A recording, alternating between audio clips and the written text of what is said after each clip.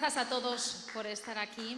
Moitísimas grazas a Andrea García, da Academia Quodlibet, unha muller, unha música que ten unha grande determinación pola arte, pola creación. Dicía agora antes de empezar que é de familia de farmacéuticos, pero que ela sentiu a chamada do arte da música e que cando iso pasa, pois que xa non hai nada que facer. E iso seguramente será o que teñan en común os participantes nesta tarde, nesta primeira edición do ciclo Pontevedra Literaria, Xuventude e Artes. Onte era Manel Oureiro, o que estaba aquí con Susana Pedreira, falando como el tivo a posibilidade de deixar a súa carreira de abogado para dedicarse a escribir, para dedicarse ao que máis lle gustaba, a súa paixón. El que se dedica basicamente á ficción, quizáis nesta última etapa un pouco menos, pero bueno, pois esta vida, e seguramente todos poderemos poñer moitos exemplos, eu me dedico ao xornalismo e eu penso casi todos os días, a realidade case sempre consigue superar a ficción e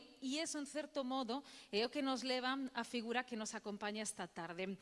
Héctor Abad Faciolince é un escritor imprescindible da literatura iberoamericana, é un auténtico prazer telo aquí, ademais me consta que moita xente a última hora escribía para poder estar aquí porque ten lido a súa obra e, comprobarano despois, é un home que dá a sensación de que un o coñece despois de lelo, non? E el dicía antes que a realidade supera a ficción porque a súa obra se basea moito na súa historia persoal, na súa historia familiar, é bastante autobiográfica, con salvedades, por suposto, porque a literatura ten esas maravillosas licencias, non? Que nos permite ir máis alá. Pero, claro, ten unha vida familiar pois que tamén é a vez fermosa e tráxica, non? Porque é unha familia maravillosa, pero que tivo esa desgraza de ver como asasinaban o seu pai a tiros, e esa é unha parte fundamental na obra do autor, escribir para tamén tratar de asimilar esa realidade. Pois hai un ano, pouco máis, a piques estivo el de ser víctima e de ser asesinado. Aconteceu en xuño do 2023 en Ucraína. El ceaba en Kramatorsk xunto a un compatriota diplomático, a Sergio Jaramillo, e a escritora Victoria Melina. Sin previo aviso, foron bombardeados por un misil ruso. Faleceron 9 persoas esa tarde, e entre as persoas que faleceron a súa amiga e escritora Victoria Melina, e el, dende entón, está tratando de dixerir tamén o acontecido coa literatura, non? Porque a literatura tamén serve para eso, non só para descubrir novos mundos, sino para os creadores tamén para poder transitar, non, a realidade que a un lle toca. El puido ser moitísimas cousas, puido ser filósofo, profesor, pero tivo a sorte de poder adicarse ao que máis gustaba, as letras, non? E estamos todos os lectores encantados de que sexa así, porque así o podemos desfrutar e o podemos ler. E ademais porque nos permite reflexionar sobre a vida, sobre a morte, sobre os fanatismos, que este é un asunto que está moi de actualidade, porque, aínda que moita da súa obra transcurre en Medellín ou en Colombia, non? Pois a verdade é que é un mal do que non estamos libres tampouco aquí, non? E, polo tanto, é moi interesante lelo para tamén reflexionar sobre, o papel que cada un xoga no mundo que lle tocou vivir.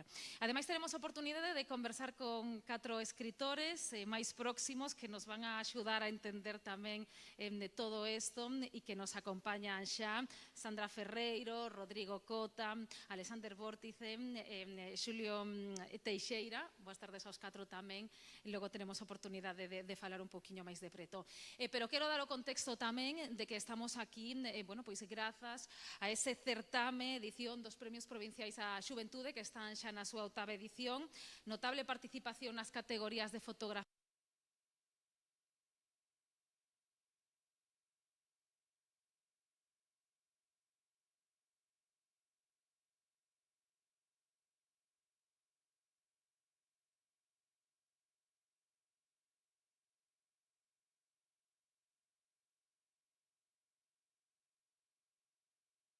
iso que tamén comentaron onte, non? Igual que non se pode desbotar o talento de alguén que ten unha vocación artística, científica, farmacéutica, como decía Andrea, pois tampouco, non?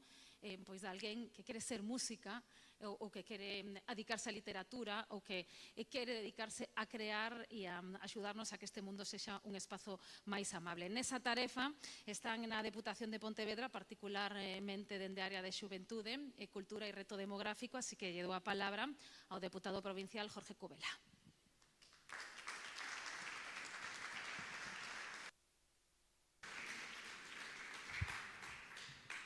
Moi boa tarde a todos e a todas. Benvidos a esta segunda xornada de Pontevedra Literaria, Xuventude e Artes. Un primeiro encontro que dende a Diputación de Pontevedra promovemos para traer aquí ao mellor da escrita mundial e local, ao mellor dos xóvenes, dos mozos e das mozas que cada ano participan nos premios á xuventude que organiza a Diputación de Pontevedra. Quero darlle as gracias primeiramente a Viviana, a participar, por aceptar o convite e por dedicar esta tarde a facer de anfitrioa e facer todas aquelas preguntas que queremos escoitar, cuyas respostas seguro que nos van a encher a alma. Tamén a Andrea, que acaba de tocar unha fermosa peza a piano, por deixarnos a tarde dedicada a todos nós e tamén, por suposto, aos escritores que esta tarde estades aquí. Permitídeme que teña un cariño especial para Héctor Abad.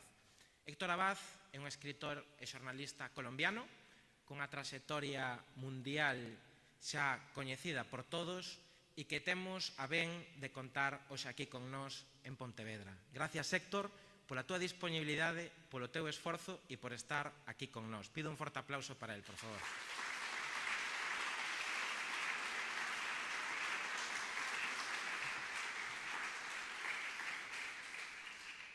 Tamén aos magníficos escritores e escritoras de ámbito máis local que nos acompañan esta tarde. A Xulio, a Rodrigo, a Sandra e a Alexander. A eles que van a poder contar a súa experiencia, dar algún consello, ollo, porque aquí hai xente nova, pero hai xente maior que tamén pode comezar a escribir en calquer momento, porque nunca é tarde para que poidamos facer da escrita, da literatura, unha expresión coa que todos podamos disfrutar. E, evidentemente, nun mundo no que tampouco é doado triunfar. Quero tamén darlle as gracias aos traballadores e ás traballadoras da Diputación, a todo o equipo que leva aquí traballando varios días para que esta montaxe sexa así de bonita, perfecta e con todos os detalles cubertos. Aos funcionarios da Casa do Servicio de Xuventude e Reto Demográfico, tamén pola brillante xestión que fixeron para que nestas dúas xornadas concentráramos en Pontevedra os escritores e escritoras que participaron no día de onte e tamén hoxe venres.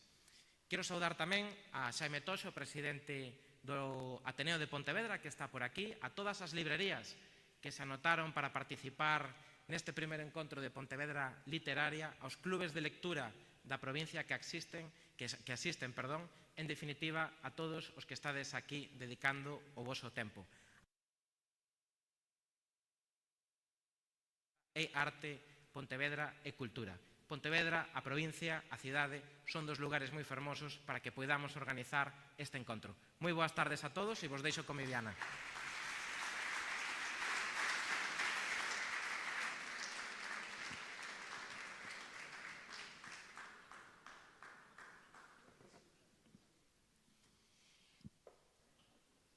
Bueno, pues ya estamos con Héctor. Buenas tardes, Héctor. Buenas tardes, Viviana, gracias. Encantadísimos de escucharte, ese acento maravilloso que además nos hace más cálida esta tarde y este otoño tan lluvioso que tenemos. Daba antes algunas pinceladas sobre la trayectoria de Héctor, que a través nos permite descubrir su historia, ¿no? Pero también, en cierto modo, la historia de su país, de Colombia, de Medellín. Y también decía, es una reivindicación contra los fanatismos, ¿no? Por dar dos pinceladas, que a mí no me gusta mucho estar así con estos datos curriculares, pero yo creo que también es importante dar dos pinceladitas. Estudiaste Lengua y Literatura Moderna en Turín, periodista, escritor. Entre sus libros, Angosta, que es un libro muy reconocido, también premiado. En el 2005 consiguió en China el premio a la mejor novela extranjera, El olvido que seremos, que es un libro imprescindible sobre la vida de tu familia, asesinato de tu padre, de Héctor Abad Gómez, ¿no? Que compartís nombre, además de seguro que muchos valores. Bueno, este libro recibió el premio Casa de América Latina de Portugal a la mejor obra latinoamericana y el premio Bocaduque de Derechos Humanos. Autor de obras también como La Oculta, Salvo mi corazón, todo está bien, una obra también maravillosa, y En el horno, una nueva novela que creo que dentro de poquito se va a publicar. Y decía que los datos biográficos y los datos curriculares son necesarios, pero a mí me fascina pues un poco la metahistoria de Héctor, que es bastante circular todo en su vida y en su literatura, ¿no? Vamos a hablar de la figura de tu padre, que es un eje básico y principal. Bueno, pues esa obra, que se basa en la figura de su padre, se basa en un poema que Héctor encontró en el bolsillo del cuerpo de tu padre recién asesinado a tiros. Un poema que nos va a leer Inés Alonso Veloso, de Vigo. Ella tiene 20 años, estudia tercero de traducción e interpretación y ganó el Premio de Juventud de la Diputación de Pontevedra de Creadores en 2 ocasiones. Inés, adelante.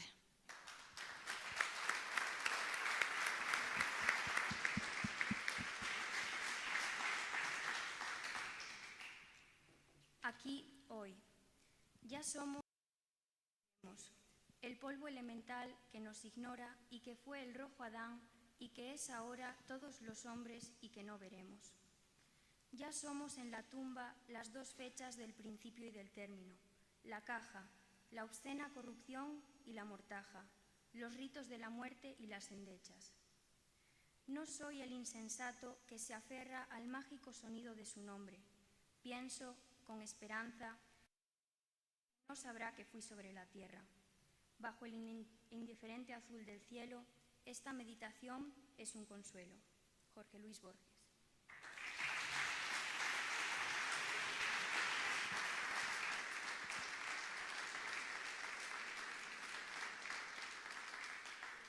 Bueno, muchas gracias. Estoy encantada de estar aquí rodeada de tanto talento y sobre todo de tanta cultura.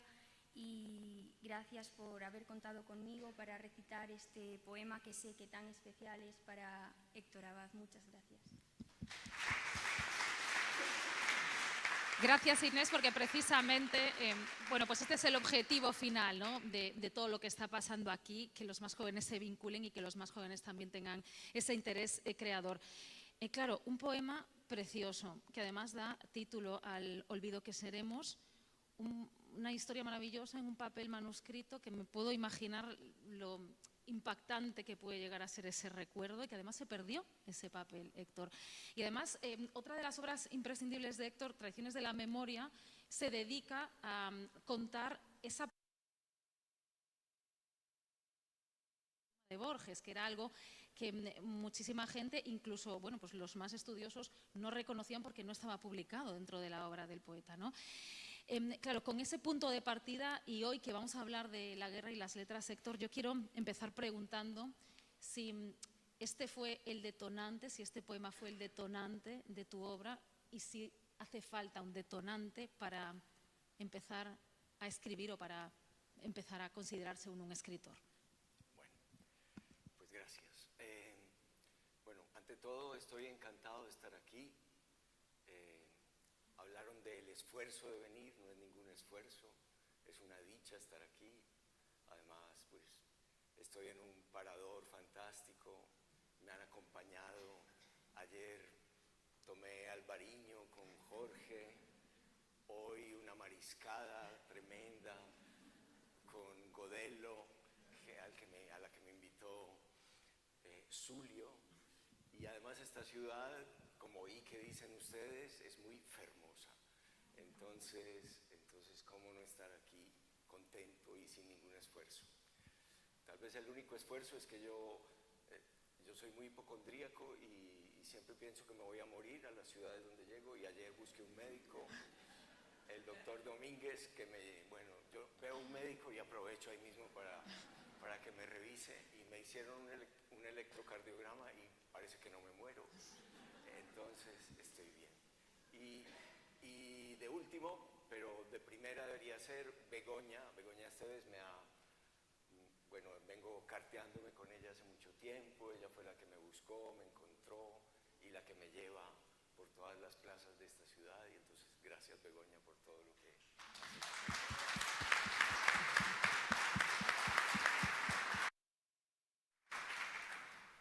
Entonces, bueno, Viviana, empezaste a preguntarme por este poema. Yo no lo había pensado así, pero sí podría decir que en el principio está la poesía. A mi papá las novelas no le gustaban mucho, pero le gustaba muchísimo la poesía y sus mejores amigos eran poetas. Y entró en mi vida a través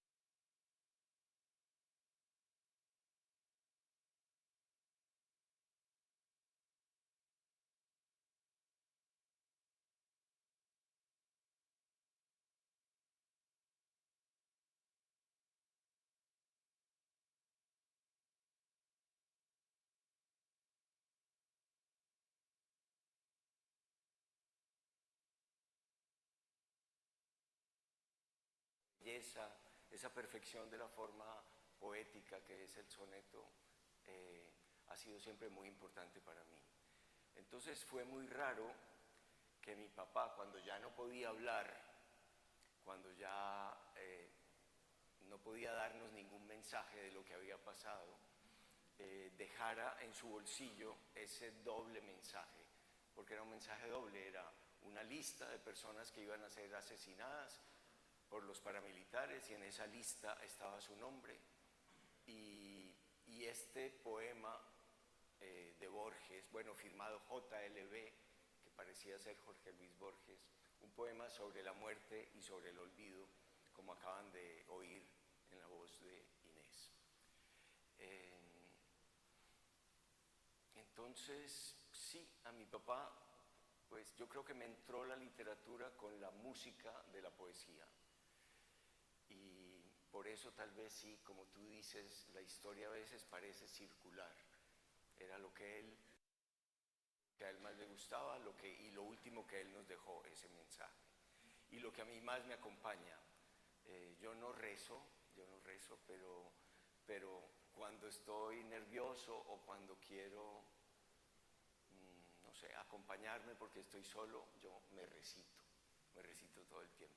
Este libro, la última novela que publiqué, Salvo mi corazón, todo está bien, también está basado en un soneto. Y bueno, gracias a toda esta gente que está aquí, gracias sobre todo a los que están de pie, siento mucho, pero bueno, si no aguantan, entenderé que se salgan. Entonces, pues ya que lo dijiste, y ya que aquí la mayoría de la gente deben ser lectores, pues me gustaría a mí también recitarles un soneto para empezar. Maravilloso. Un soneto, ojalá me supiera algún soneto en gallego, pero no. Pero sí me sé, por ejemplo, un soneto dedicado a la lectura y a los lectores de don Francisco de Quevedo, que me encanta. Y como ustedes deben ser lectores, entonces les recito, ojalá me acuerde, este soneto de Quevedo, que dice: retirado en la paz de estos desiertos, con pocos pero doctos libros juntos, vivo en conversación con los difuntos y escucho con mis ojos a los muertos, sino siempre entendidos, siempre abiertos, o endulzan o fecundan mis asuntos, y en músicos callados contrapuntos al sueño de la vida hablan despiertos. Las grandes almas que la muerte ausenta, de injurias de los años vengadora, libra, oh gran don José, docta la imprenta. En furia inagotable huye la hora, pero aquella el mejor cálculo cuenta, que en la lección y estudios nos mejora.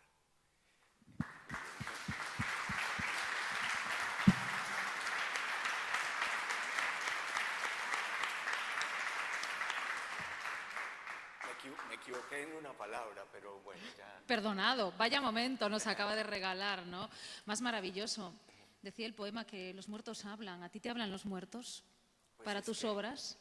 Pues es que uno, cuando uno lee un libro, efectivamente uno está conversando con el autor de ese libro, vivo o muerto que esté, porque uno en general pues no conoce a los escritores que lee, bien sea porque ya se murieron, porque viven en un país muy lejano, porque escriben en otra lengua, o porque no los conoce simplemente y ya está. Aunque tú me dijiste ahora al entrar que me conocías, que casi que éramos amigos, cercanos, y bueno, de algún modo sí, yo creo que es eso. Escribir no es como vender salchichas, escribir es conversar con otra persona, Y mi papá siempre lo decía, ¿qué hiciste hoy? Ah, no, estuve conversando con Platón esta mañana. Qué maravilloso. Sí, y bueno, y poder conversar con Platón. Claro, pues, eso le ¿quién no aporta a quiere? uno ¿Quién no quiere? Claro. los principios básicos del pensamiento, ¿no? Sí. Claro, Héctor, es maravilloso poder escucharte, ¿no? Y además sentir esa conexión vital que tú sientes con la literatura.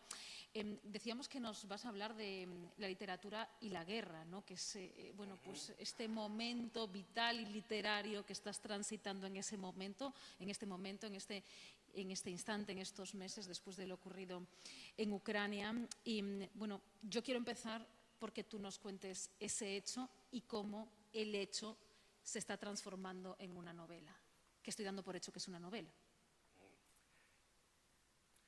Bueno, la guerra en la literatura es muy importante.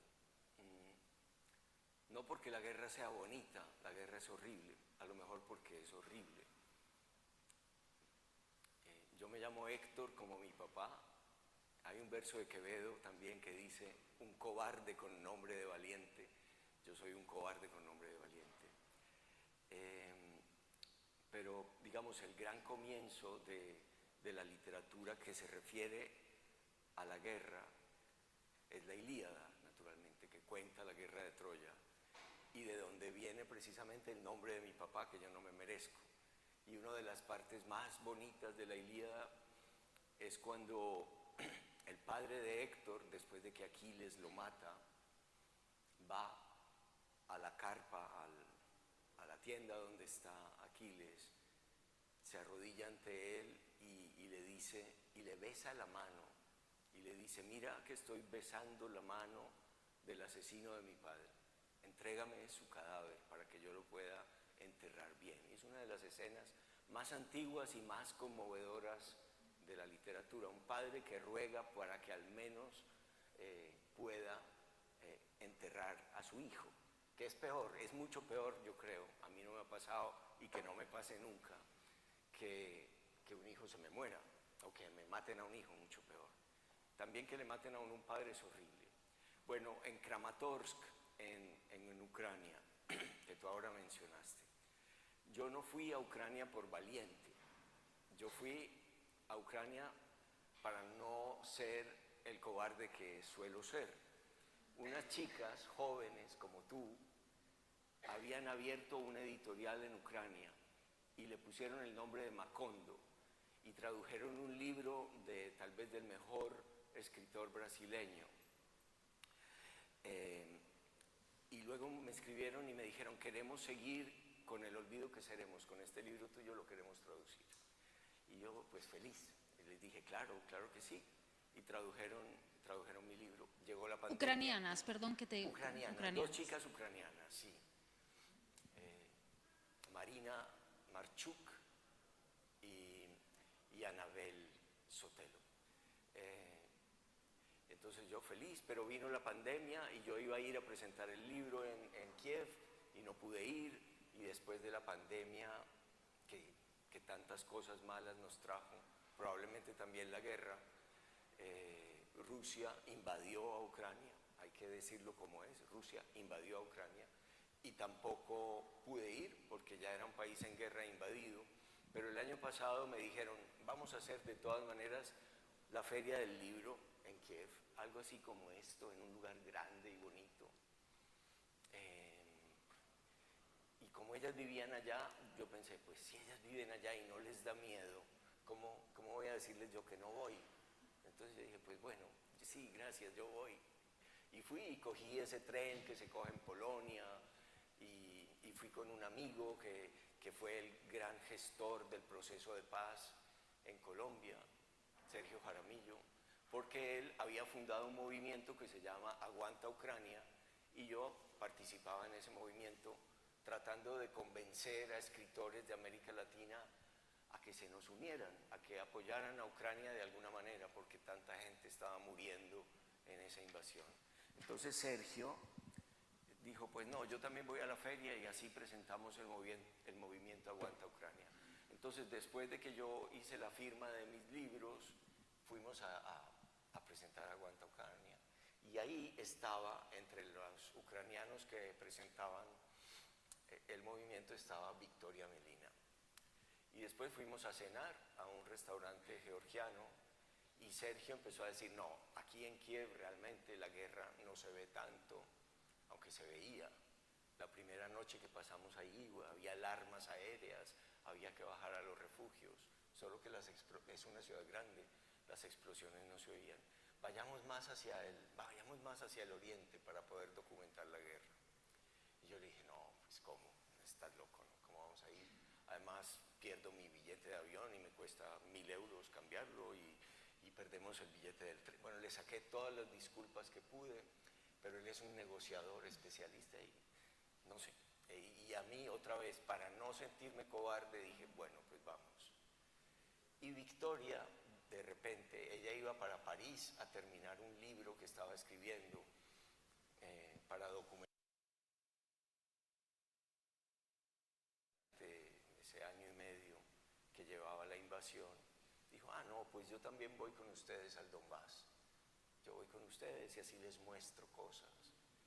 Entonces nos fuimos con una periodista colombiana muy valiente, Catalina Gómez, que es periodista de guerra, que ha trabajado en Irán, en el Medio Oriente, ha estado en Gaza, ha estado en Israel, ha estado en el Líbano. Es realmente una mujer increíble y muy valiente. Nos fuimos con un traductor, Dima, que iba al volante. Y bueno, me estoy extendiendo mucho. El caso es que... Nos encanta porque ya nos vas contando cosas, ¿no? A lo mejor de las que podemos leer. Sí, no es novela, pero parece. Como decían antes, la realidad a veces es más literaria que la misma ficción. Por ejemplo, Victoria nos llevó a la casa de un poeta, Volodymyr Vakulenko, que era un poeta y escritor de literatura infantil. Y nos llevó a un cerezo donde él había enterrado su diario, un diario, porque sospechaba que los rusos se lo iban a llevar en un caserío diminuto, cerca de la población de Isium.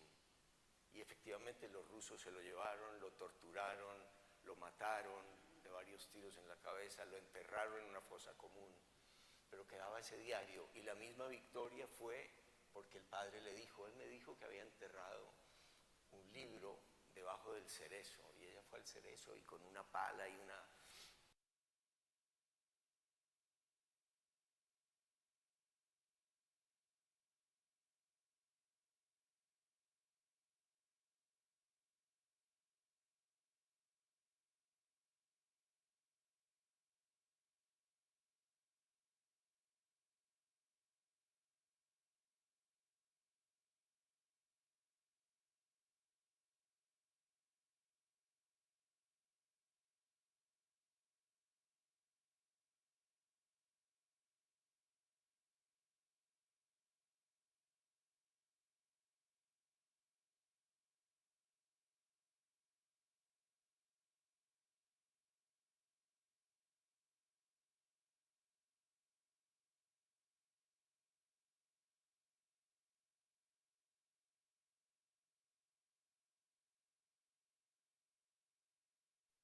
Y estaba sirviéndose su propio whisky debajo de la mesa, pero yo cogí mi whisky y miré a Victoria, que estaba frente a él, frente a mí. Victoria había cogido mi puesto, porque yo soy sordo, tengo un audífono en esta oreja. Vaya, me he puesto yo de este lado. No, pero tengo el audífono, entonces te estoy oyendo.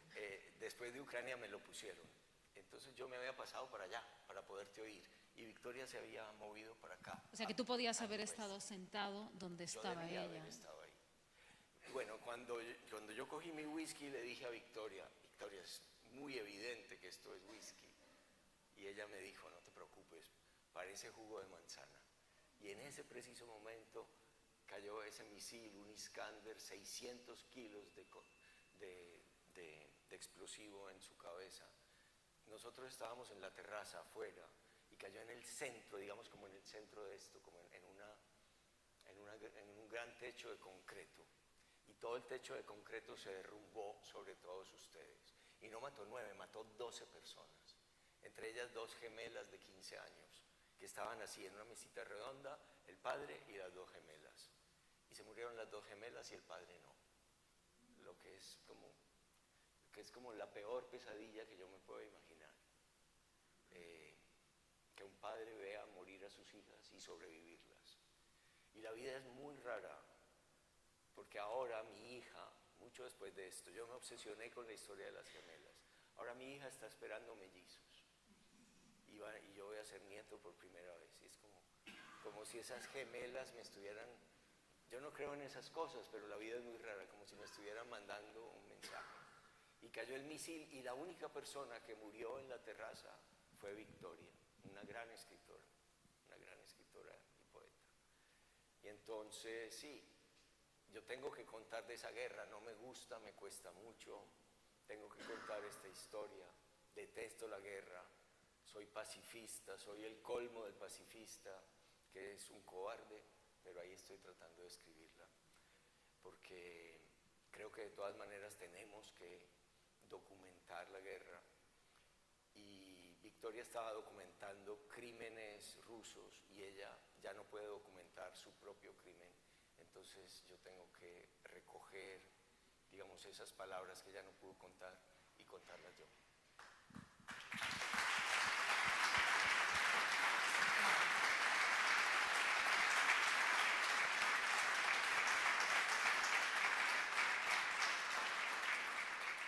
¿Tiene título la obra? ¿Tiene fecha? Yo pues firmé un contrato con mi editorial, Alfaguara, y teóricamente la tengo que entregar a finales de este año. El título que tengo, no sé si voy a ser capaz de entregarlo, pero ellos son, es decir, no pasa nada si la entrego en enero o en junio o dentro de 5 años, no importa. Yo no. Es decir, ayer decía, ¿cómo se llamaba? Ángela, decía que a ella le exigían mucho una fecha de entrega. A mí eso me parece inadmisible. Uno firma un contrato y pone una fecha, pero eso es... Bueno, ser veterano tiene algunas ventajas, Palabras. no ser escritor veterano. Supongo que a Inés todavía no le pasa eso. Sí, pero incluso si están empezando, yo les digo, no le hagan caso a ninguna fecha. Los libros salen cuando pueden, cuando uno piensa que el libro está terminado y está bien. ¿Cómo va a publicar un libro que no está bien? Y el título, por ahora, vamos a ver si ese va a ser el definitivo por ahora, se llama Ahora y en la hora. Ahora y en la hora. El tiempo, ¿no? El tiempo es importante también en los títulos, el pasado, el presente, es algo que siempre está muy ahí, ¿no? Perdón porque he cortado el aplauso y Héctor se los merece todos. Está bien, no. Claro, el tiempo es importantísimo. Hay un poema de Quevedo, un soneto de Quevedo sobre el tiempo, que dice así, ya que estamos.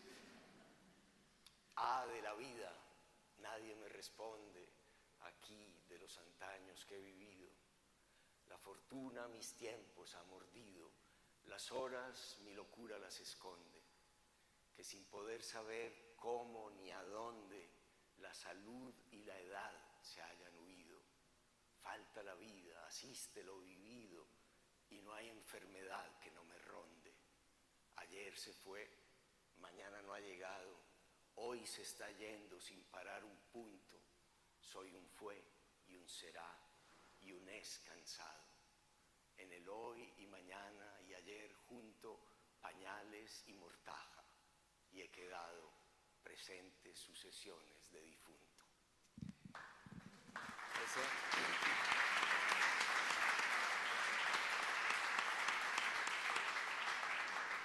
Ahí está condensada la fuga del tiempo, que es bellísimo, y en 13 versos está condensado todo. soy un fue y un será y un es cansado. Eso es lo que es uno cuando ya está viejo, sobre todo un fue, un será no mucho. El tiempo juega en nuestra contra casi siempre en la vida y también en estos actos, también en la entrega de los libros, Héctor.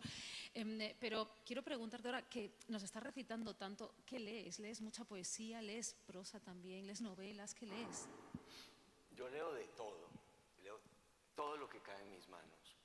Leo mucha divulgación científica, me interesa mucho.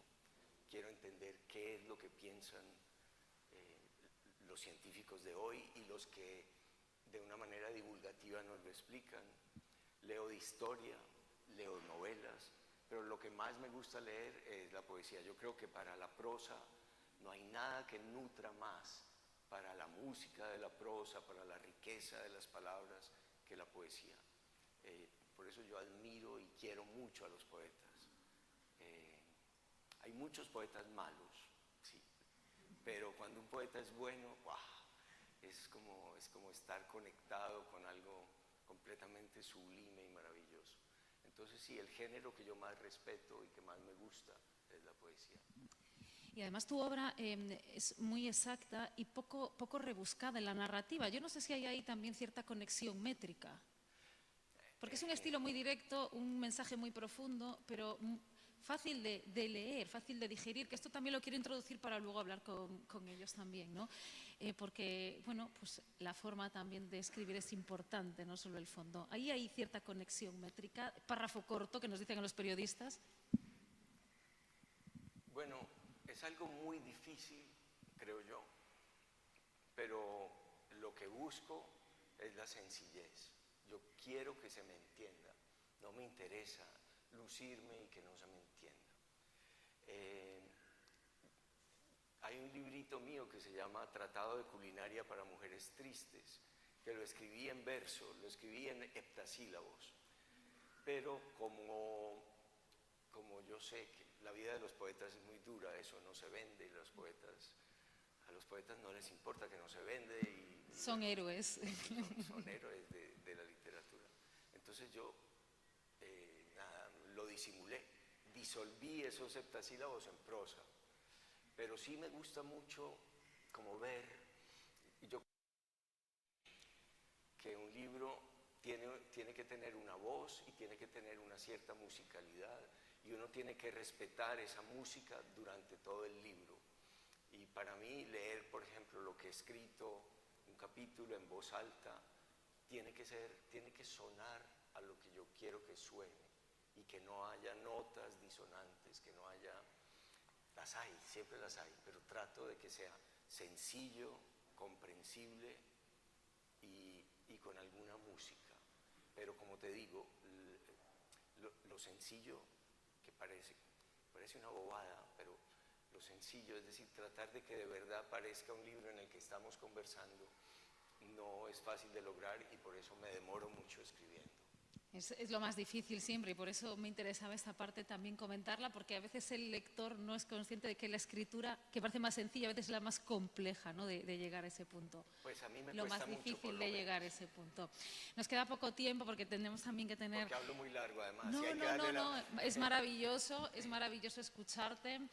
Y yo quiero aprovechar para que nos dejes también algún consejo para los escritores que están, bueno, pues con esa vocación, tratando de intentarlo, y no voy a decir jóvenes, porque efectivamente, como decía Jorge, uno puede empezar en esto siendo bien adulto, ¿no?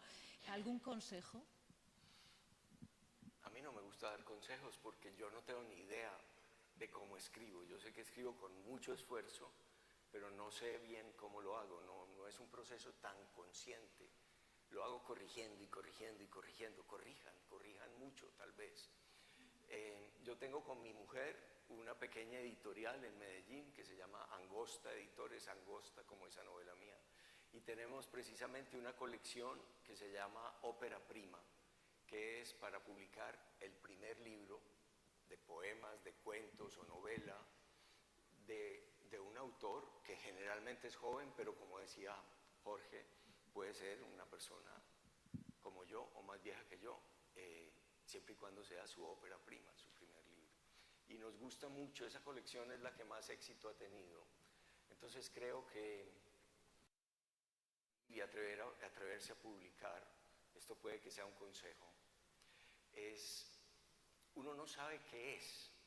Yo no escribí, por ejemplo, El olvido que seremos para curarme, ni lo escribí para nada, lo escribí para que mis hijos conocieran al abuelo que no conocieron. Pero después de haberlo escrito y sin haberlo pretendido, me dio una tranquilidad, una paz, una posibilidad de que responsable de esa historia y que ya la podía olvidar. Por eso me estoy obstinando tercamente a escribir sobre Ucrania y sobre esta experiencia, porque para poder superar eso, para poderme olvidar de eso, tengo que escribirlo, y es una manera muy bonita, escarbar, sufrir, escarbar en la herida, sufrir mucho escribiéndolo, porque uno medio se enloquece, pero cuando ya está listo, yo creo que si logro terminar ese libro, esa especie de trauma postraumático del que hablan los psiquiatras, finalmente se me va a empezar a curar. Por ahora no, pero entonces nada, hay cosas que uno tiene atrancadas, y si esas cosas atrancadas uno, para publicar o para no publicar, uno las pone en un papel. Es tan sencillo como cuando uno tiene muchas cosas que hacer y no se puede dormir y uno saca un papel y hace la lista y se duerme. Pues así uno escribe, así uno escribe. Héctor Abad Faciolince, muchísimas gracias. Gracias a ti.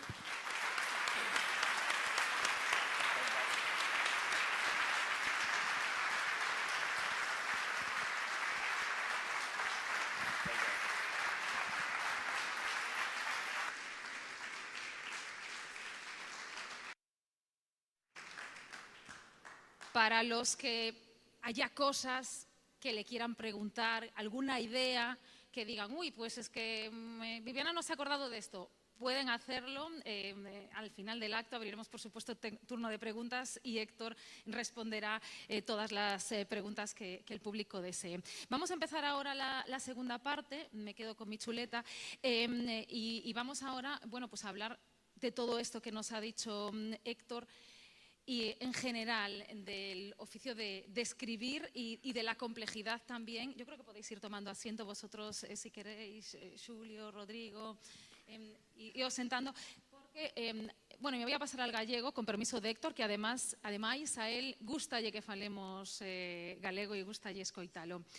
E unha das cousas de Héctor Abad é esa honestidade, esa transparencia absoluta, non? Lector, certo pudor en certos momentos e valoras, bueno, pois ese exercicio de honestidade que o escritor está facendo cos seus lectores, non? E me gustaría pois empezar preguntando precisamente nesta segunda parte por esa cuestión. Antes vou a presentar a estes escritores máis próximos a nós, que bueno, están en diferentes puntos da súa carreira, pero que todos nos van a poder tamén ilustrar e ademais complementar isto que ven de dicir Héctor. Sandra Ferreiro García, máis nova, estradense, cunha vocación de escritora presente dende moi pequena, dende nena. Ela é lingüista, filóloga, profesora, gañadora do Premio de Narrativa dos Premios Provinciais á Xuventude no ano 2018, e acaba de publicar a súa primeira novela, Castelos de Cristal, coa editorial Galaxia. Grazas, Sandra. Rodrigo Cota, un colega, guionista de cómic, de cine, escritor pontevedrés, autor da obra El inaudito secuestro de Mariano Rajoy. No 2009 recibiu o premio Mellor Guión do Festival en Curto por A obsesión de Gustav Meyer, premio Puro Cora de xornalismo, bueno, e con obras como La loca historia de Pontevedra, e colaborador de diferentes medios de comunicación. Rodrigo, grazas. E temos a Alexander Vórtice, colaborador tamén de medios nacionais e locais. Publicou en diversos blogs literarios, tanto en España como Sudamérica, e probablemente aquí haxa unha conexión tamén con Héctor. Ele é poeta, novelista, columnista, editor e tamén escritor, con obras como Destilería o caso, Neurose tremens, Dios e outros superhéroes, Crónica de un hombre bueno, ou, por exemplo, Atrofiadas as estrelas en galego ou os poemas de Tempa Maltreita. Alexander, moi boa tarde. E Xulio Teixeira, abogado e escritor, un perfil moi interesante, que está de moda, por certo, isto de ser abogado e escritor, profesor de Dereito da Universidade de Vigo, e ten publicado De amor e outros medos, Os números viaxeiros, coescrito coas fillas, que eso me parece moi interesante. Sigo mentres tanto porque, bueno, pois acabas ademais de publicar novela de suspense ambientada en Pontevedra, As vidas do río. Xulio Teixeira, non sei se... Sí, creo que te escoitamos. Hola, sí. escoitaseme. Bueno, primeiro de todo, gracias por convidarme a estar aquí con todos vos e con todas vos, que é un placer. Quero, antes de contestar o tema dos números viaxeiros, que parece unha cuestión bonita, dar as gracias a Begoña, que está aquí diante, pola amabilidade que tivo de convidarme a este encontro, que creo que é moi interesante, sobre todo poderlo compartir con unha persoa que eu admiro moitísimo, que é Héctor Abad Faciolince, fundamentalmente, porque eu viaxo bastante a Colombia e sou un seguidor del de fai máis de 15 anos, da súa literatura, que creo que é impresionante. E volvendo á túa cuestión, Viviana, escribí un libro cas miñas fillas, que se chama Os números viaxeiros, que ten o interese importante de que elas axudábame a construir ese libro. É un libro que é familiar, que é un libro moi bonito, que é un libro para ler, digamos, con xente nova, pero tamén con xente adulta. E creo que eso é do mellor que un lle pode pasar a alguén, ou cas súas fillas, como no meu caso. Bueno, a min gustaríame que tamén libremente vaiades aportando as reflexións que vos despertou tamén escoitar a Héctor, porque, bueno, pois que hai moitas cuestións como escritores, seguro que tamén recoñecedes, por ser, ademais, a máis nova. Sandra, porque dicía que Héctor fai un exercicio de transparencia absoluta co público, non? E iso os lectores o valoran. Non sei se é unha das claves, se a hora de escribir se plantexa tamén seguir ese camiño e a dificultade de facelo, que a mí me parece tremendamente valente. Sí. Hola, bons días. En primeiro lugar, eu tamén quería agradecer o convite, estar aquí hoxe, que oxalá se fagan máis encontros como este e que as persoas que están empezando no mundo literario pois tamén teñan a oportunidade de estar pois rodeadas así de escritores máis veteranos. Creo que é unha oportunidade moi importante. Sobre o que me comentabas, de que os escritores sempre transmitimos cousas da nosa vida a través do que escribimos. A min gustame escribir fantasía e aínda así eu creo que incluso cando non considero, creo que para nada o que eu escribo ten aspectos literais da miña vida ou poden ser autobiográficos, creo que escribo precisamente polo que me acompaña. Eu non teño unha vida tan chea de emocións como a de Héctor Abad, iso non sei se sexa positivo ou negativo, pero creo que cada un ten a súa vida e cada un achégalle esas cuestións á súa obra. Por exemplo, teño un relato no libro onde falo da praia dos meus recordos.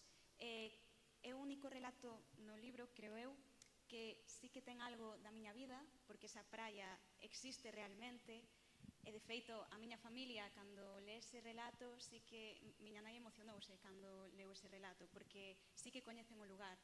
Pero aínda así, a xente que non coñeza pode chegar e pode maneiras. E creo que claro, este sería un exemplo de onde a miña vida sí que se ve no que escribo, pero incluso neses escritos máis afastados do que é a miña vida, os valores, o que nos importa, incluso a través da fantasía tamén podemos chegar á realidade. Quedoume preguntarlle a Héctor se os amigos, os familiares, algunha vez se molestaron, non? Por tamén esa exposición, logo teremos oportunidade. Rodrigo, Mariano Rajoy moi contento non quedaría, ou sí? Non é autobiográfico, sí. Non, pero eu... Proba, que eu creo que te escoitamos. Escoitades? O sea, que guai. Coñecino en persoa non hai moito tempo e foi moi amable, moi simpático comigo. Estivo a verdade que, joder, Ler o libro. sí, claro, pero quero dicir que tal como me tratou, se o chego a saber, escribiría o libro outra vez e cambiaría un par de parágrafos. Ah, sí? Sí. Cales? Porque, bueno, non vou dicir cales, pero quero dicir que simpático porque máis estaba Alfonso Rueda, estaba Ana Pastor, e, bueno, fixemos ali un corrillo, e o tío, pois, estivo comigo moi amable. Eu, podeche contar a conversa, eu dixenlle, don Mariano... Non é necesario, era un pouco un chascarrillo, un chascarrillo un pouco para dixenlle, falar un pouco desa autobiografía que un traslada tamén as súas obras. Eu dixenlle, don Mariano, teño que pedirlle desculpas, el dixo, non hai nada que disculpar. Eu dixenlle, a ver, hai, pero se vostede non quere disculparme, non me disculpe. El díxome, se quere vostede entrar nun concurso de xogos de palabras conmigo, prepárese. Foi así. Retranca non vos... Boa tarde a todos e a todas. Cubela por organizar estas xornadas que, bueno, parece que están funcionando. Grazas a Begoña, logo toda a tarde dicíndote, Begoña Esteves, non digas Begoña Gómez, porque non é tal. Bueno, grazas a Begoña Esteves, que ademais tivo ao longo de todas estas conversas que tivemos para argallar esta historia, pois amosou unha capacidade de diplomacia, teño unha cousa, sabemos ela e eu, e, bueno, que foi moi resolutiva no asunto da organización. E se me deixas decir nada máis un par de cousas, a ver, eu, se estamos falando aquí de se se pode vivir do que un escribe, no meu caso, sí. Tamén teño que decir que probablemente xogou ao meu favor que eu empecé a escribir para non estudar. É dicir, cando me mandaban, porque eu nunca probaba nada, non? Entón me pechaban ali a estudar, entón o meu pai tiña unha biblioteca, non sei, tería 5 ou 6 mil volúmenes aí. Entón eu o que facía era coller libros para ler e non ter que estudar cousas que non me interesaban, non? Con iso, pois, aprendín a escribir lendo, non? E escribindo, porque logo xa tamén poñame a escribir, non? Entón, claro, non teño unha formación escolástica que decían na Idade Media ou académica que se di hoxe. Pero tampouco hai escola de escritores, non? Un aprende a escribir lendo.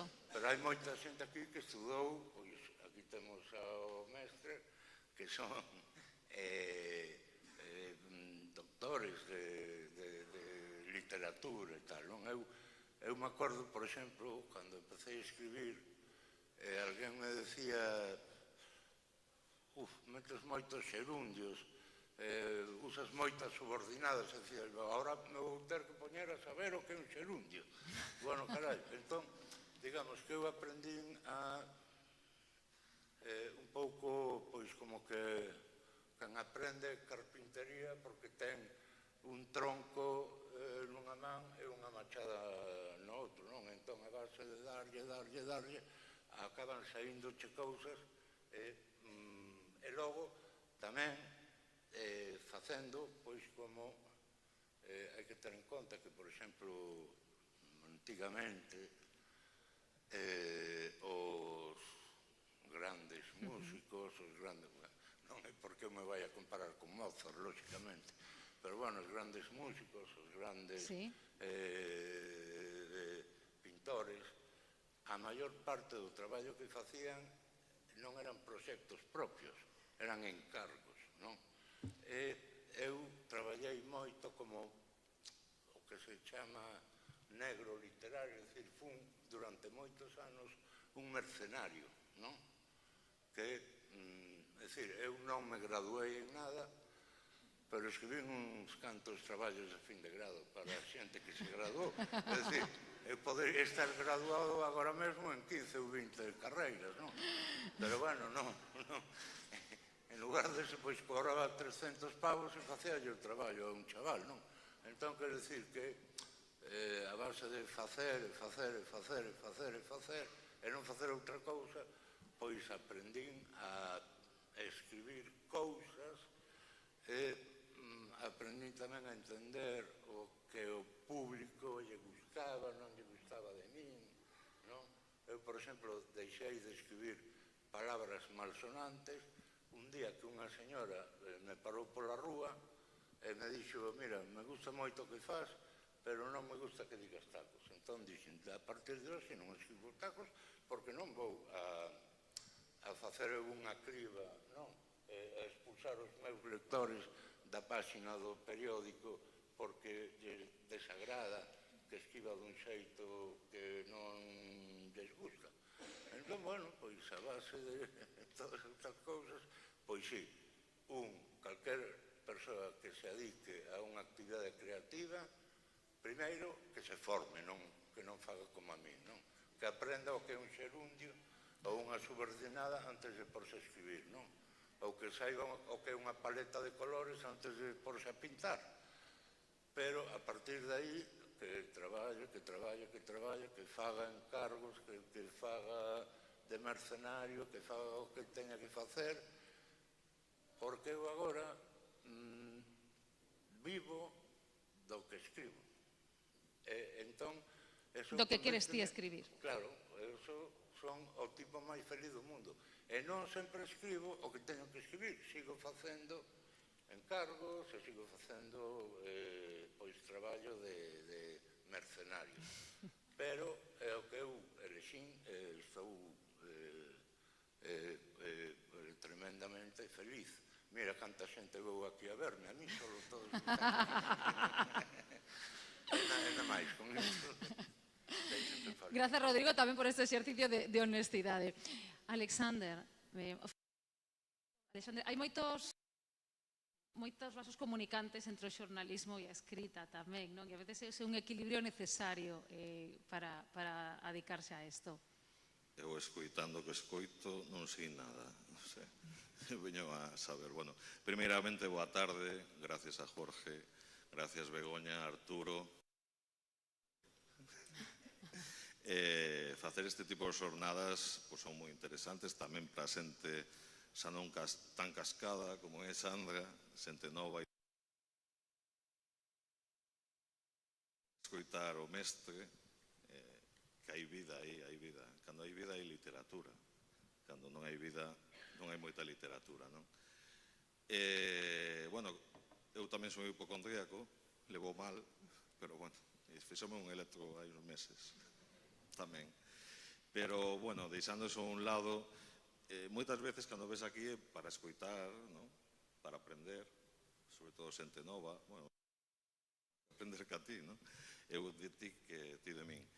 Pero onte escoitei a Manel Loureiro, que daba consellos, varios, a paciencia a hora de escribir, a comunicación, ler moitísimo, o golpe de sorte tamén, que iso é moi importante tamén, posiblemente Cota, como non estudiaches moito, mellor houve golpes de sorte por aí, non?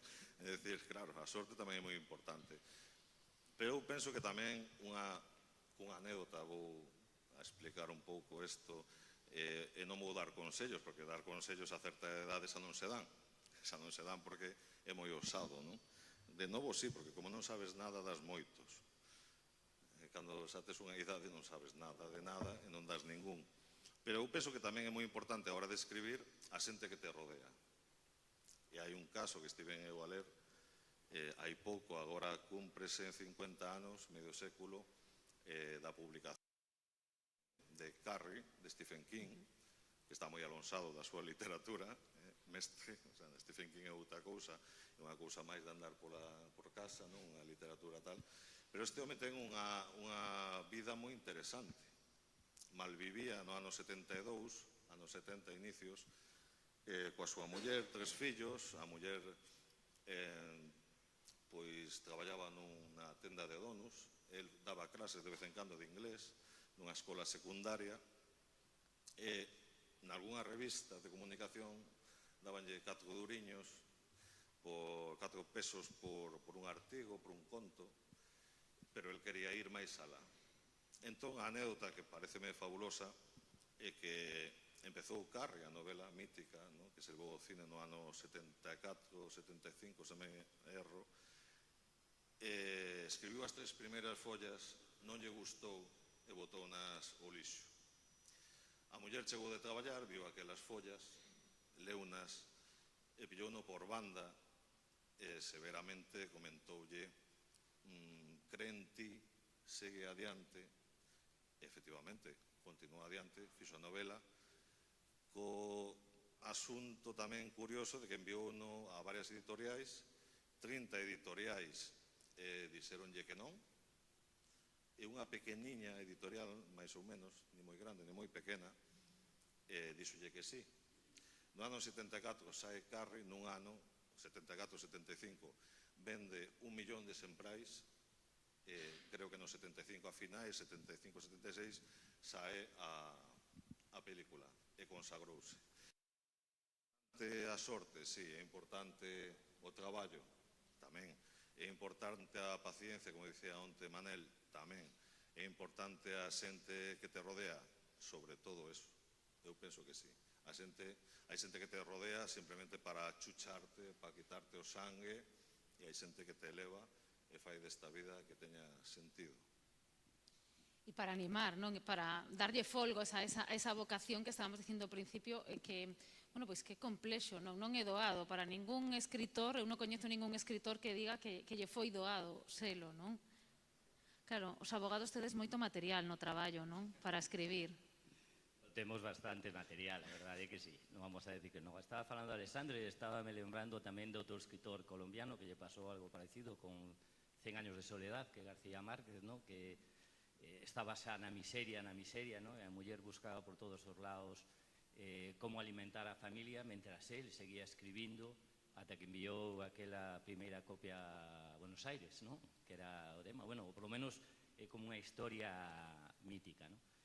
Realmente no que escribo eu é importante a profesión que un desenvolve. Eu creo que hai 3 elementos importantes para escribir, pero o que penso algo que todo o mundo ten que compartir. Creo que hai que conjugar verbos de as 3 conjugacións. O primeiro é soñar. Cando falo de soñar non falo só de estar nas nubes e dormir, de imaginar, non só na cama, sino no día, pensando sobre unha historia. Creo que a capacidade de soñar é o que pode dar unha liña para escribir posteriormente. Creo que é importantísimo sempre ter a cabeza alerta. Eu son dos que creo que hai que vivir con algo ao lado donde anotar. Hoxe estábamos comendo para Héctor almorzando, el decía que as ideas escribías nun papel, que a man. Eu escribo no móvil. É moi importante cando chega unha idea, cando chega unha frase que un considera, pues mira, non está mal esta frase, é anotala, porque as frases ou as ideas voan, vanse, pero inmediatamente, como non anote unha frase, aos 10 minutos o día seguinte, se está en cama, eu estou en cama, escribo no móvil.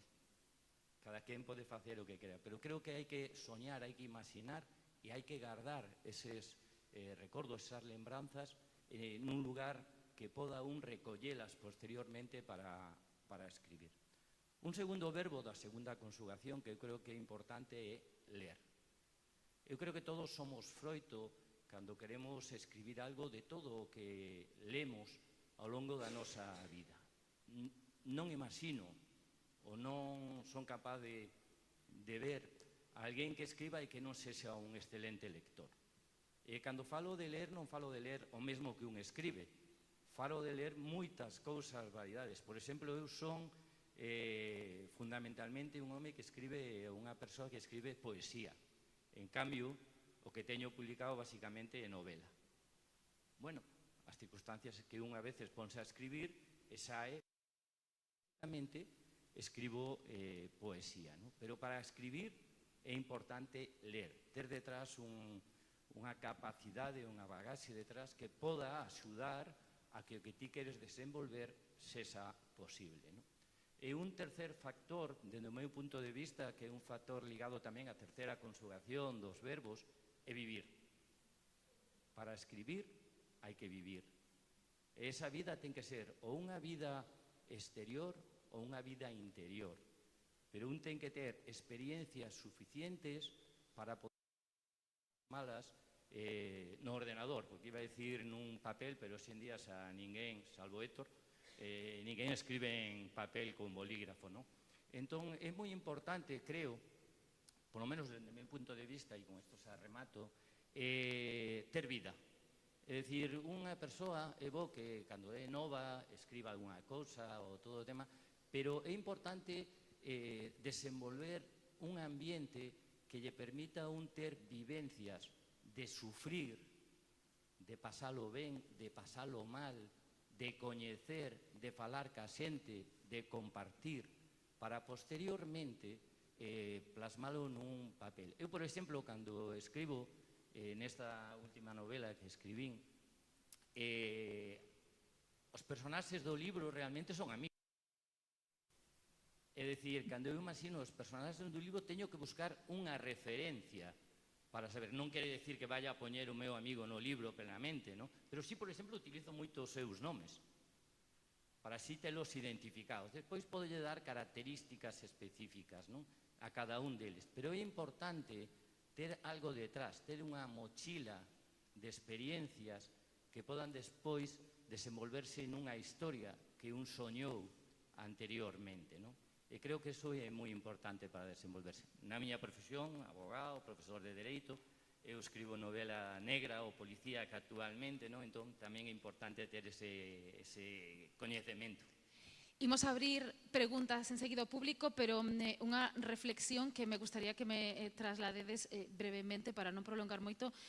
Claro, un é escritor cando escribe ou cando publica, e me gustaría que tamén haxe algunha mensaxe para os novos escritores que, bueno, pois nestes momentos o mellor escriben, pero dicen, e agora que fago con isto? Me achego eu editorial, o mando, como resolvo esa parte de mercado, de empresa? Hola? Sí. Vale. No meu caso particular, que non teño moito que ver cos demais, non? No meu caso, un escritor cando cobra, claro, cando pode chegar a casa por, pois, encher a neveira, non?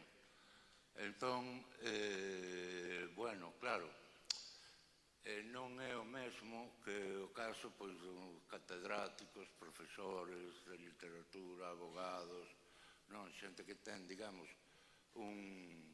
a neveira chea e logo, a parte, escriben, non? E pois gañan ou non un diñeiro a maiores e en lugar de encher unha nevera, pois enchen a neveira da cociña e a da limusina, non? No meu caso, escribir é un oficio, non é un arte. E quero explicarme, non quero dicir que non me sinta, é dicir, son unha persoa que se adica a unha actividade creativa, pero que o fai por unha necesidade alimenticia, non? Foi o oficio que fun atopando ou que a vida pois me foi me levando a iso de escribir, pois eu escribía pregóns para, pois, por exemplo, mira, en Andalucía, todas estas xentes que ali hai un montón de confrarías, non? E todos teñen un pregoeiro todos os anos, non? Entón, pois houve un tempo que eu, pois non sei por que, adquirín certa fama como un bo escritor de pregóns para cofrades En Andalucía? Sí. Entón, bueno, pois foi un boca a boca, non? E dicían, hai un tío en Pontevedra que che escribe uns pregóns cojonudos. Entón, me falaba con eles, entón me contaban, non, pois mira, a miña relación coa Virxe, coa de non sei onde, contaron unha anécdota do povo cando eran pequenos, entón facerlle un pregón, pois moi ben estructuradiño, non? Onde hai a súa parte humorística, a súa parte emotiva, a súa parte de lembranzas da infancia, do pasado, e pois remataba pois cunha invitación a, bueno, louvanzas á Virxe de turno, que máis ou menos tal, e remataba pois cunha invitación a celebrar a festa e tal e cual. E pois houve unha temporada que había veranos que prácticamente pois escribía cada verano, sei, 15 ou 20 pregóns destes. Cobraba 300 pavos por pregón. Entón, quero dicir que a miña relación coa, é dicir, chamarlle a literatura, bueno, non sei, non. Pero, bueno, a miña relación coa literatura ven dunha necesidade. Eu caseime moi noviño, con 20 anos, con 21 tive unha filla, sigo coa mesma dona, que é unha muller maravillosa, sigo con esa filla e temos outro máis, que, pois mira, a maior é da idade de Jorge, estudeu con el. Mira, Jorge eu coñecino cando era o alcalde, antes de ser o alcalde máis novo de España, que xa hai tempo, e agora é o alcalde veterano máis novo de España. Ten a idade da miña filla, estudaron xuntos ali na Xunqueira. Entón, claro, eu unha necesidade de comer e alimentar a miña familia. Despois de ia probando varias cousas e, ao final, o que me daba de comer era isto. Entón dixen, bueno, pois se isto que me dá de comer teño que tirar para aí. Entón intentei aprender, pero todo o primeiro traballo como negro que fixen, claro, que botei desde os 7, 8 anos ata os 20 e pico, que non facía outra cousa que ler todo o día, todas as noites, todas as tardes, todos os veranos, cando me mandaban á academia, en lugar de ir á academia, pois collía un libro e poñeme a ler, non? Entón, a base de ler aprendín a escribir. Non teño esa formación escolástica ou académica que boten falta, máis ou menos liberado de corsés que che impoñen, non? É dicir, isto non se pode facer, isto non se pode facer, isto tampouco.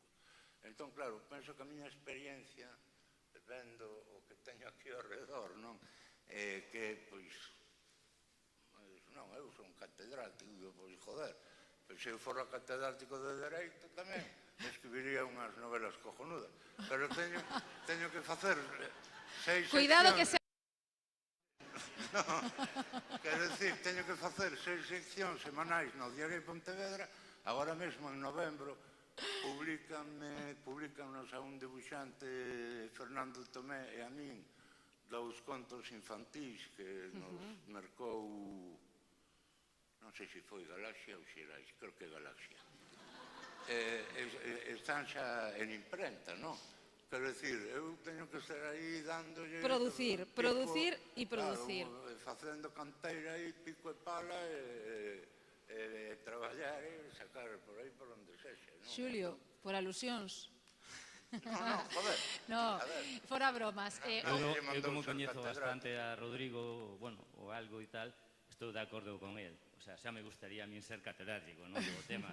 E ter limusina, e ter limusina. Si respecto a cuestión que plantexas, eu cambiaría, non?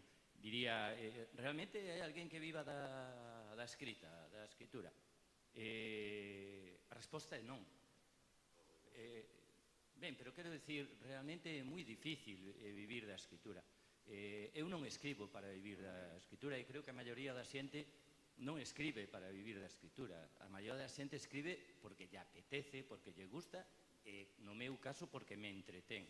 Eu podo estar tomando unha copa nun pub aquí na Gramola, por exemplo. Eu sou un escritor da Gramola nos últimos anos. Vou ali a tomar un ron con cola, a veces vou só, a veces vou acompañado, vou co móvil e a veces poñome a escribir, séntome ali e tal e escribo. Sou un lector tamén de terrazas, etc. Quero dicir, é unha forma de entreterse.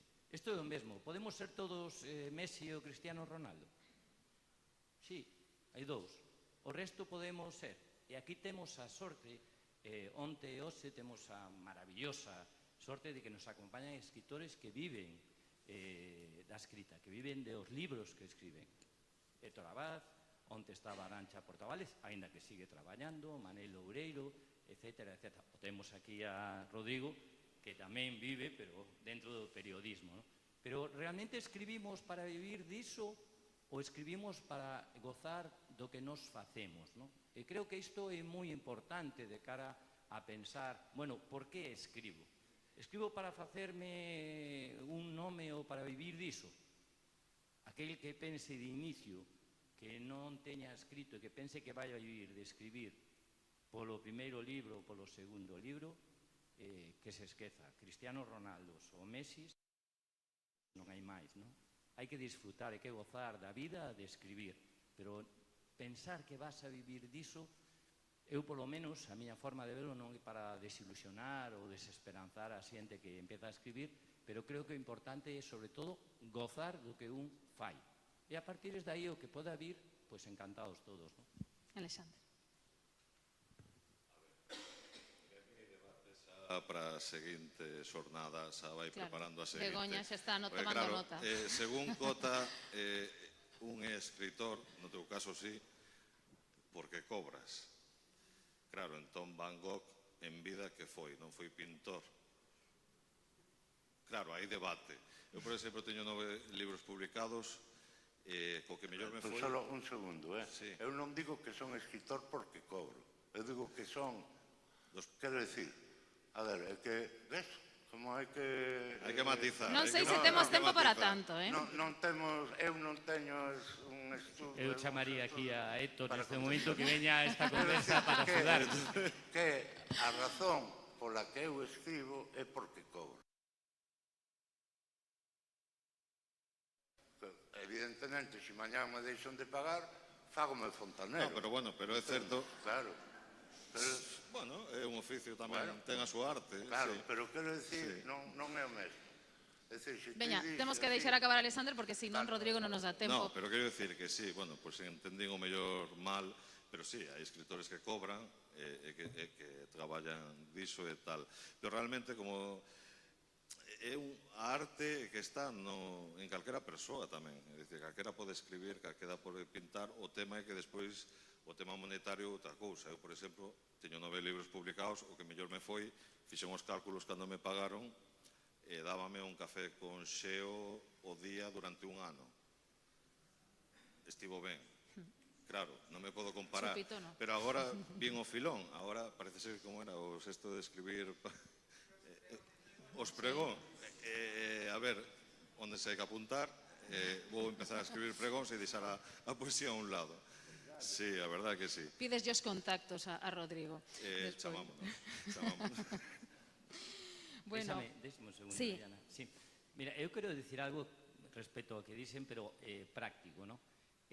Os libros soen valer hoxe en día uns 20 euros, non? Iso implica que hai 20 euros para repartir entre todas as persoas. Hai alguén daqui de algunha editorial que me poda crucificar? Non, non? Vale, os libros redúcense a porcentaxes do tema. Digo porque eu son Nobel que pregunto as cousas, non? Quero enterar, non? Entón, 30% é para a editorial, 30% é para a distribuidora e 30% é para a tenda que os vende, as librerías.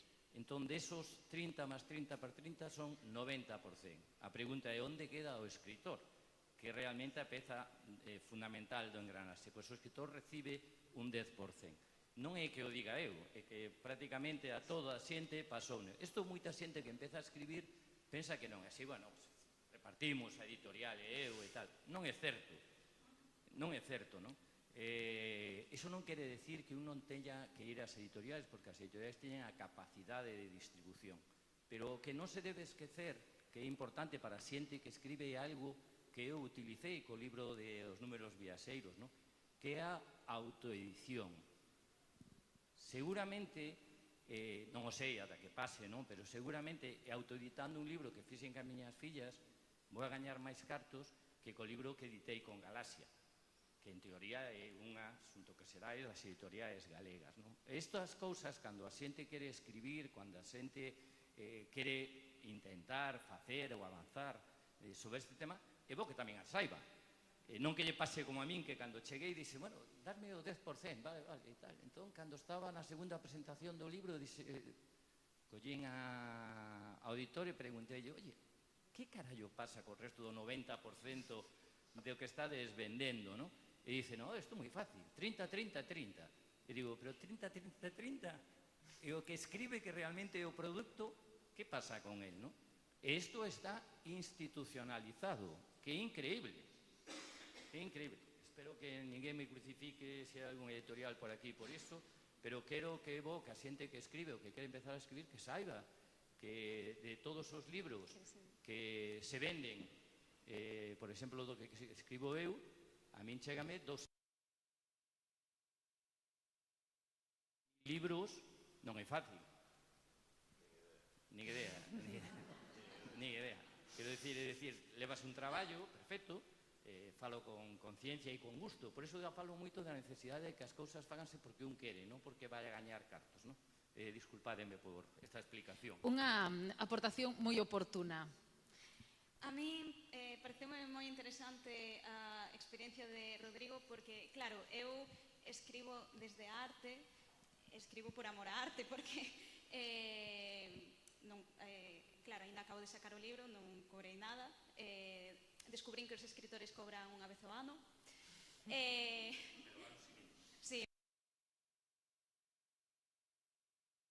Sí que participando en concursos literarios sí que recibín algunha dotación económica, pero claro, a miña motivación nace desde a arte, desde que o punto de que pareceme interesante que existan outras realidades que creo que non son as máis. Chámame a atención que sí que haxa quen escribe desde o punto de que é o que lle dá de... Por exemplo, claro, busquei traballo por outro lado para poder dedicarlle a escribir. A verdade, moito tempo para escribir non teño aínda, pero intentarase. Sí que sobre a cuestión de quen é escritor, eu creo que unha cousa é escribes, e creo que calquera persoa que escribe se pode considerar escritora, se quere, e despois outra cousa é si ser escritor publicado. Claro, pois, publicado por quen? Por editorial, autopublicarse, é un mundo. E están cambiando moitas cousas tamén coa autoedición. Gustaríame abrir quenda de preguntas para o público, así que, bueno, pois quen teña aí un ruxe que quere aportar algo, que quere preguntar algo a Héctor Abad, é o momento, e creo que por ali temos unha pregunta por ali.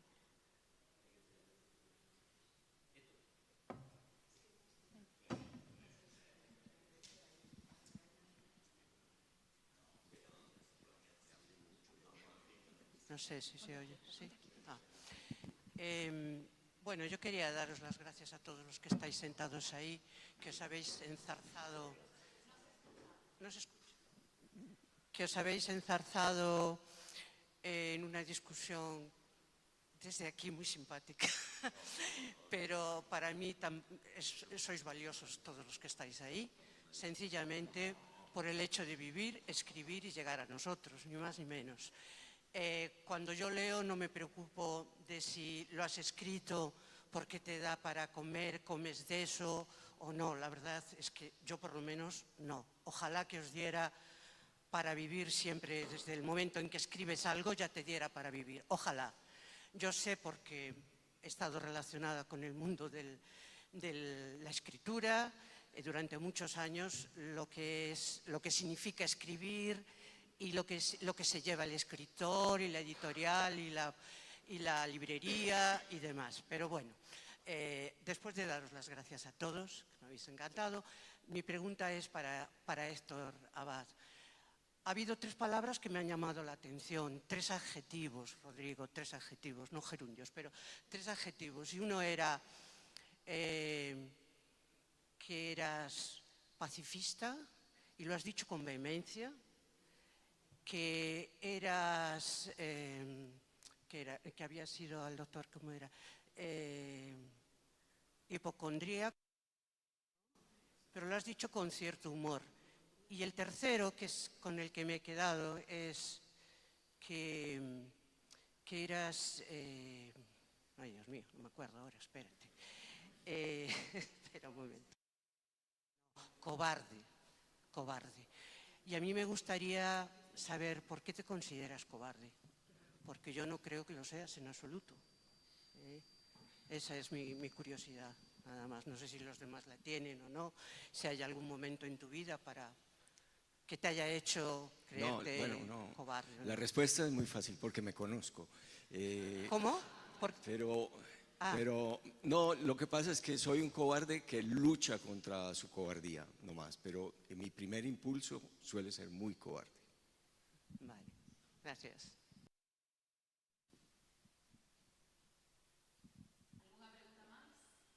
Begoña.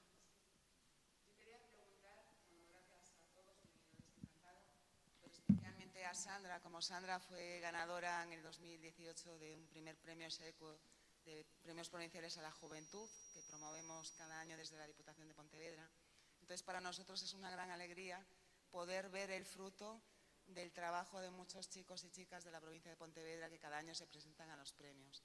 Es muy emocionante en las galas, como la gala, si los chavales no saben quién va a ganar, es como los Oscars, es una sorpresa.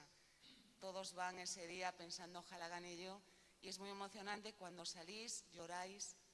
Tú lloras, tu madre, tu padre, la familia, tu novio. Entonces es emocionante para nosotros que somos funcionarios pero también tenemos alma y nos gusta leer y nos gusta el arte.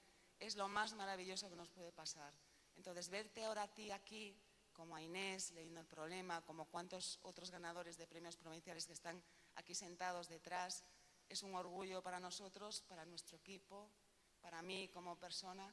Entonces te deseo toda la suerte del mundo, Sandra, bueno, a todos vosotros igualmente, pero sobre todo mi mensaje es para la juventud, para que luchen por lo que les gusta, para que lo intenten, para que trabajen, para que lean.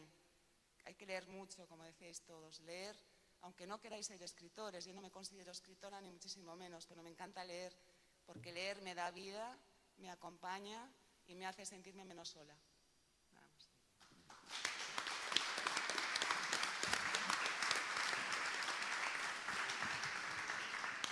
Moitas grazas.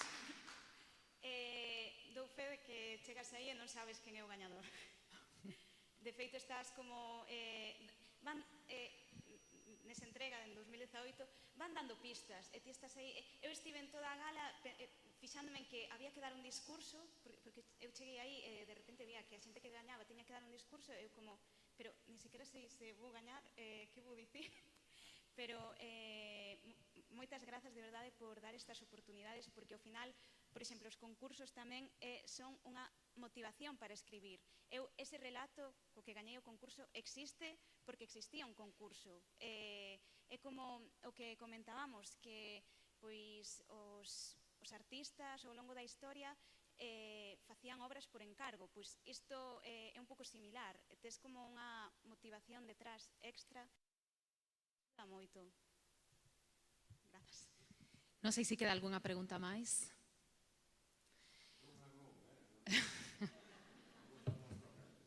Sí.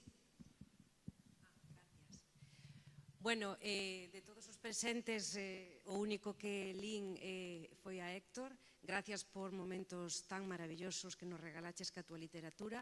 Os demais non vos coñecía, pero farei por coñecervos. Queríalle dicir a Héctor só dúas cousas breves. A primeira, gracias por vir a Galicia facer o esforzo de entender a nosa lingua. Oxalá viñeran moitos máis foráneos de calquer tipo de parcela cultural e fixeran ese esforzo como faz ti de vir desde Colombia a Galicia e facer por entender o noso idioma. Por ese lado, moitas gracias.